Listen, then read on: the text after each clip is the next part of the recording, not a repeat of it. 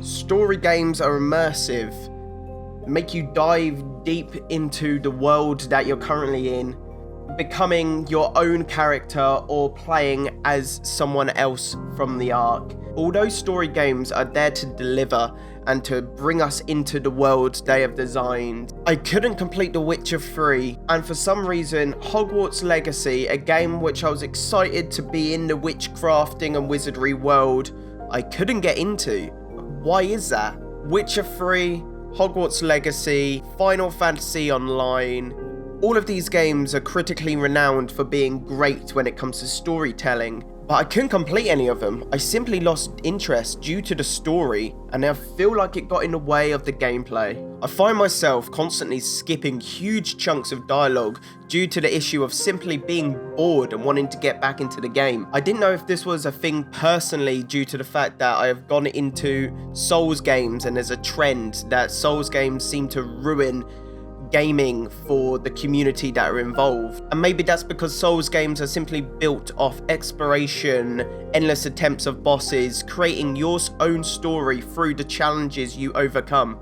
The story itself is a side product of the gameplay. You don't find yourself in endless cutscenes, but you find yourself fighting a boss that is challenging, and therefore your story is the fact that you overcame this boss after multiple attempts of trying to smash your monitor. And then when we dive into Hogwarts Legacy, I've been loving the gameplay, and I really would like to like the game, but I've sunk 5 hours into Hogwarts Legacy currently, and in those 5 hours, I've probably fought about 5 times, most of the time walking around, speaking to characters, doing quests, which is fetch and deliver, with countless amounts of dialogue in between. I don't know if I'm the problem or it's a gamer thing in general. I can't sit through endless amounts of cutscenes. I don't care about the story until I care about the game, when I could be simply fighting a bandit camp or fighting that character in a gameplay situation, or even doing a quest with the character would develop the storyline way further.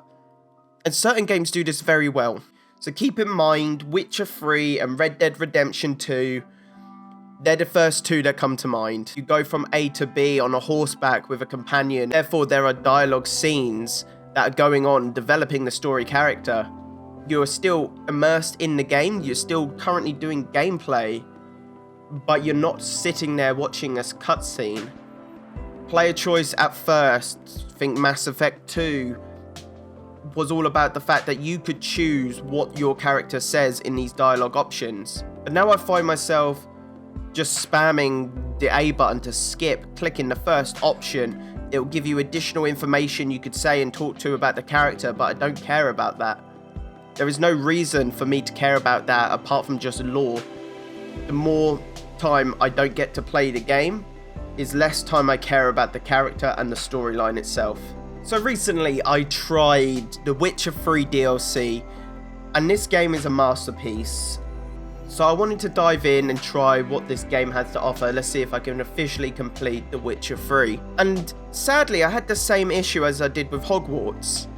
I was going from A to B, speaking, doing dialogue scenes, and then afterwards going to a simple location to maybe find a clue or do a small little boss fight and then go back to more dialogue scenes. And first I would be like, right, okay, I'm going to enjoy the storyline, be immersed. Interactions with the story ruined the immersion, and annoyingly I stopped playing, and I was gutted with that because I love the Witcher world, I love the gameplay. On the other hand, we've got 3 perfect examples. We have Hades, we have Monster Hunter, we have Lies of P, all games that deliver gameplay first and the story second, which creates a better player experience. You look at Hades, your first run, clearing it with the gauntlets, you slaying Hades for the first time.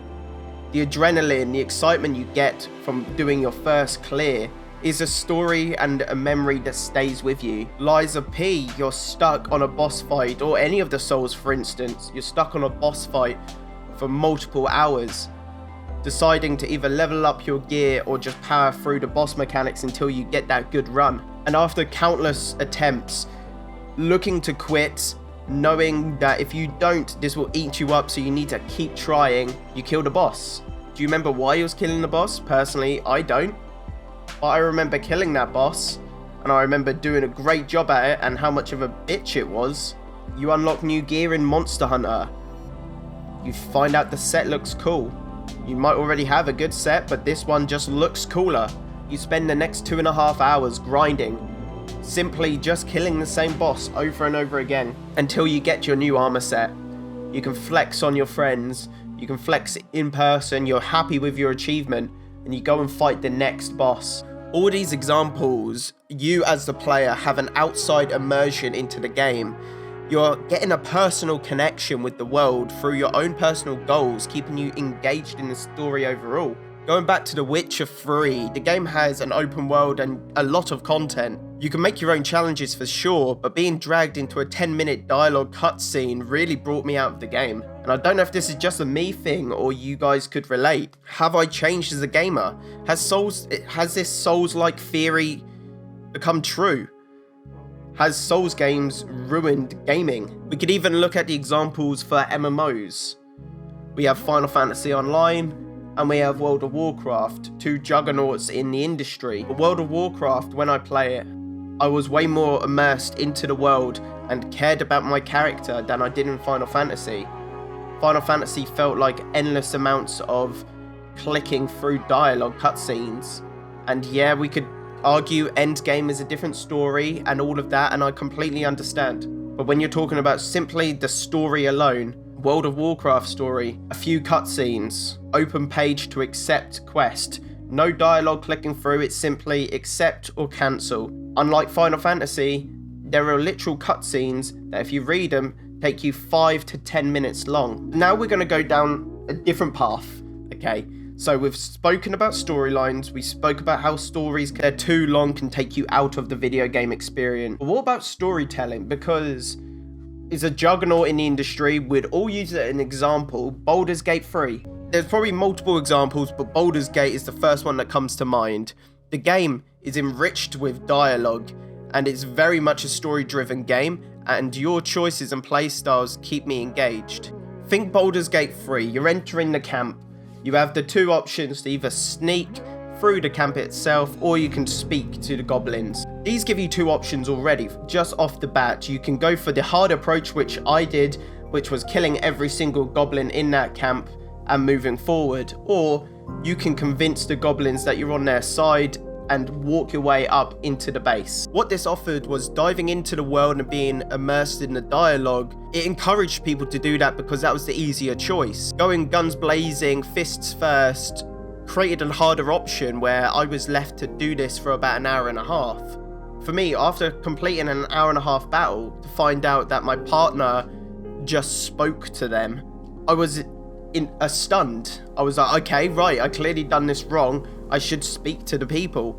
And it punished me for not talking to people. It punished me for not being rewarded through dialogue options.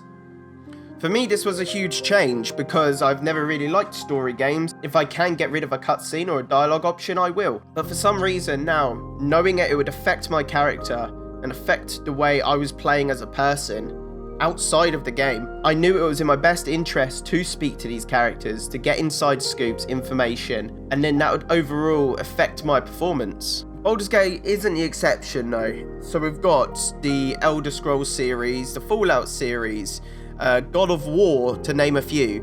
We exclude Starfield, just saying.